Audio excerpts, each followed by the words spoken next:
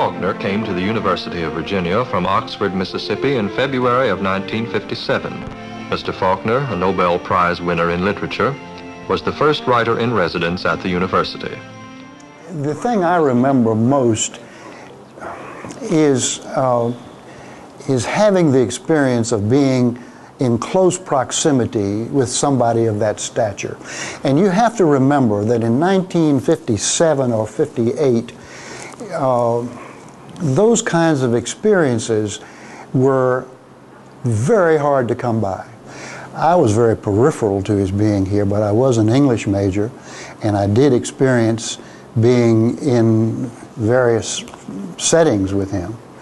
The one that I remember most is in Rouse Hall. I can see him so clearly sitting at a table, and it seems to me there was a microphone there, but this was pre-electronics, and so the acoustics weren't all that good. And I can remember that hall was just slightly elevated. I was sitting in the far back, and you could hear what he was saying if you listened very carefully. He spoke very quietly. He definitely had a Mississippi drawl, and it was hard to hear what he was saying, especially in the first few months.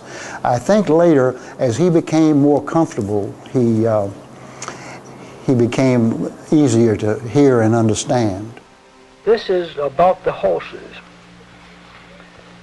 When the Texan, picking his teeth with a splintered kitchen match, emerged from the house 20 minutes later, the tethered wagons and riding horses and mules extended from the lot gate to Varner's store, and there were more than 50 men now standing along the fence beside the gate, watching him quietly, a little covertly, as he approached, rolling a little, slightly bow-legged, the high heels of his car boots printing neatly into the dust. "Morning, gents," he said. "Here, Bud," he said to the little boy, who stood slightly behind him, looking at the protruding butt of the pistol.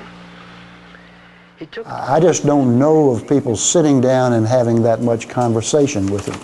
I did not. I never was with him one-on-one. He began to circulate around socially. He certainly was at various fraternities, and you could see him. He frequently walked up and down the lawn, and the pictures, including the one that was on the cover of the Alumni News in '98, that's a fairly typical shot of him. He always wore that Tyrolean hat, and he usually had the pipe, and gradually he just became sort of a familiar figure around. I arrived here in January of 1955, and I was getting my feet on the ground, and I wasn't in on much of anything, but it was widely known eventually that there were questions about, and that there were different opinions about whether the university should go out of its way to have William Faulkner here as a visiting writer in residence. Joe Blattner, in his recent book, said that it was hard to get the administration, and when you say the administration, you mean the president primarily, especially in those days, which was Colgate Darden, who was president during my entire time here, that Mr. Darden was not all that enthusiastic about having Faulkner here. I think it's true that Mr. Darden didn't feel that this was something the university had to have to enhance its reputation, that its reputation was good enough. Overall, I would say that having Mr. Faulkner here, among other things, put the University of Virginia on the map as far as American literature was concerned, and world literature, and so forth. Being able to hear a Nobel laureate and Pulitzer Prize winner talk at all was just a wonderful thing.